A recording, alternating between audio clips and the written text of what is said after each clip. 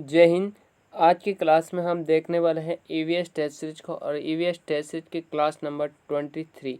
साथियों, इस क्लास में आपको टॉप 15 क्वेश्चन सॉल्व करने को मिलेंगे जो कि आपके एग्ज़ाम की दृष्टि से बहुत ही इम्पोर्टेंट है। चलिएगा साथियों, आज की क्लास की हम शुरुआत करते हैं। पहला प्रश्न आपके सामने है कि लुक्का छुपी का खेल किस नाम से भी जाना जाता है, यानी कि इसका दूसरा नाम और क्या है। ऑप्शन पहला है नदी पाट, लिंकनडाई, दुल्ला या फिर तीगा खेल। तो साथियों, क्वेश्चन नंबर पहला का जो राइट आंसर है वो हो जाएगा आपका ऑप्शन नंबर पहला, यानी कि नदी पाट। ऑप्शन नंबर पहला हो जाएगा आपका राइट आंसर।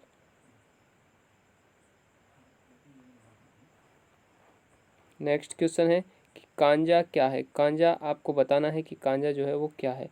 गाजर की सब्जी है, दाल के साथ आटा उबालकर बनाया गया व्यंजन है, प्याज के छिलके हैं या फिर धनिया एवं शक्कर का मिश्रण है। तो साथियों देखिएगा, जो धनिया एवं शक्कर का जो मिश्रण होता है उसको तो हम कहते हैं साथियों पंजीरी। क्या कहते हैं? पंजीरी। तो ये तो हमारा आंसर नहीं होगा। अब बात करते हैं दाल के साथ आटा उबालकर जो बनाया गया जो व्यंजन होता है साथियों, उसको हम क्या कहते हैं? उसको हम कहते हैं साथियों बटलिया। क्या कहते हैं? उसको हम कहते हैं साथियों बटलिया।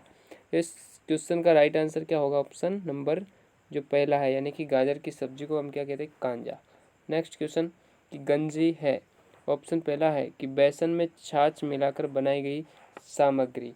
तो जो बेसन में छाछ मिलाकर बनाई गई जो सामग्री होती है साथियों, उसको हम कहते हैं वितौड़। क्या कहते हैं? उसको तो हम कह देते हैं वितौड़।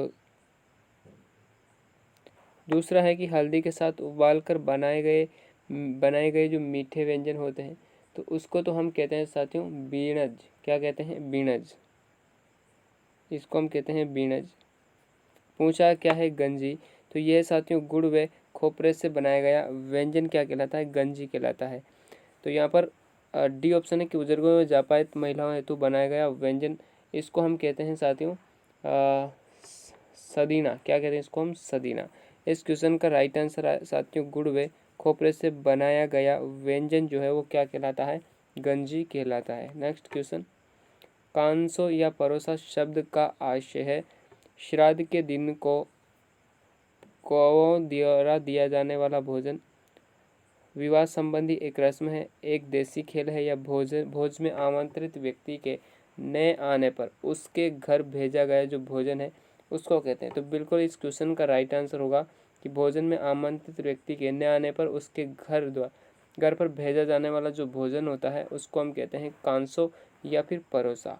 नेक्स्ट क्वेश्चन, कांत्रो है खरीफ की फसल में लगने वाला कीड़ा, पहनने का वस्त्र है, एक प्रकार का शिरोभूषण है या अकाल के समय लिया जाने वाला एक कर है। तो जो कांत्रो है साथियों, इसको हम कहते हैं ये जो है एक प्रकार की खरीफ की फसल में लगने वाला कीड़ा है।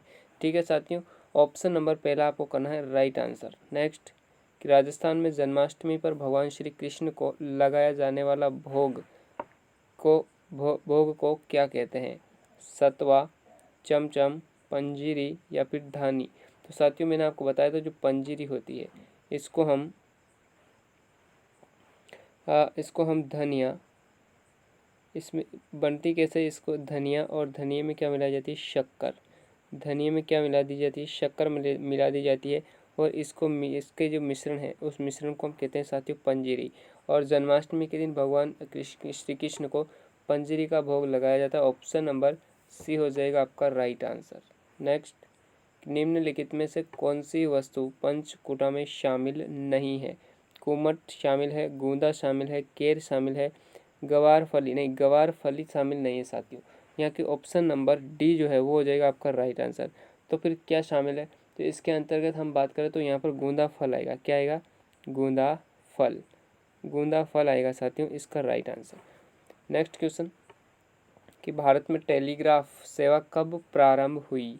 1854, 1927, 1929 या 1981। तो भारत में टेलीग्राफ जो सेवा है साथियों ये प्रारंभ हुई थी 1981 को। ठीक है, लेकिन बात करें हम विश्व की अगर हम बात करें तो विश्व में सर्वप्रथम ये जो सेवा लागू हुई थी साथियों वो हुई थी 82 को। ऑप्शन नंबर इस क्वेश्चन का हो जाएगा डी। नेक्स्ट कि जीवों के वर्गीकरण के विज्ञान को क्या कहते हैं? टैक्सोनॉमी, क्रिएचर नाम, बायोनॉमी या फिर कोई नहीं। तो जीवों के वर्गीकरण के विज्ञान को हम कहते हैं साथियों टैक्सोनॉमी। लेकिन बात करें पारितंत्र के अध्ययन को हम क्या कहते हैं? तो पारितंत्र के अध्ययन को कहते हैं बायोनॉमी। ऑप्शन नंबर इस क्वेश्चन का हो जाएगा पहला टैक्सोनॉमी। नेक्स्ट कि प्रकाश संश्लेषित जीवों को अपना भोजन तैयार करने के लिए किसकी आवश्यकता होती है? प्रकाश की, तापमान की, जल की या उपरोक्त सभी की?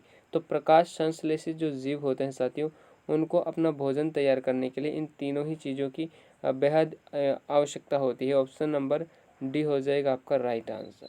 नेक्स्ट मानव शरीर की सबसे छोटी हड्डी नाक की होती है, नाखून की होती है, स्टेपीज है, या हम बात करें तीनों ही ऑप्शन आपको बताना है। देखिए मानव शरीर की जो सबसे छोटी हड्डी होती है साथियों वो पाई जाती है आपके कान के अंदर। कहाँ पर पाई जाती है? कान में। और उस कान में जिस जो हड्डी पाई जाती है उसका नाम है साथियों स्टेपीज। ऑप्शन नंबर सी आपका करना है राइट आंसर। नेक्स्ट क्वेश्चन कि वृद्धावस्था में मनुष्य की हड्डियाँ क्यों कमज़ोर हो जाती है? लोहे की कमी से, कैल्शियम की कमी से, आयोडीन की कमी से या फिर कोबाल्ट की कमी से? तो साथियों वृद्धावस्था में क्या होता है कि हड्डियों में जो है कैल्शियम की मात्रा बहुत ही कम हो जाती है। और कैल्शियम की कमी से जो है, कैल्शियम की कमी की अगर हम बात करें तो साथियों कैल्शियम की कमी से रिकेटस रोग होता है। कौन सा? एक रोग होता है जिसका नाम है रिकेटस। ठीक है, ये रोग हो जाता है। ठीक है, बात हम करें अगर लोहे की कमी हो जाती है, किसकी कमी की? तो इसमें हो जाता है इनीमिया रोग। कौन सा रोग? इनीमिया। ठीक है, उसके बाद हम बात करें अगर यहाँ पर, तो इस क्वेश्चन का राइट आंसर क्या होगा? बी जो है ऑप्शन आपका हो जाएगा राइट आंसर। हीमोग्लोबिन का प्रमुख कार्य रोगों से रक्षा करना, रक्त का थक्का बनाना, ऑक्सीजन का परिवहन करना या कोई नहीं? तो हीमोग्लोबिन की बात हो रही है, तो ऑप्शन नंबर आपको करना है सी ऑप्शन, यानी कि ऑक्सीजन का परिवहन करना। सी ऑप्शन आपका हो जाएगा राइट आंसर। आज का सेशन का सेकंड लास्ट क्वेश्चन आपके सामने है कि गरीब आदमी का संतरा किसे कहा जाता है? आलू, काशीफल, टमाटर या मटर? तो गरीब आदमी का जो संतरा साथियों उसको वो कहते हैं साथियों टमाटर को, है ना। ऑप्शन नंबर सी हो जाएगा आपका राइट आंसर। नेक्स्ट मरुस्थल में पाई जाने वाली घास का नाम क्या है?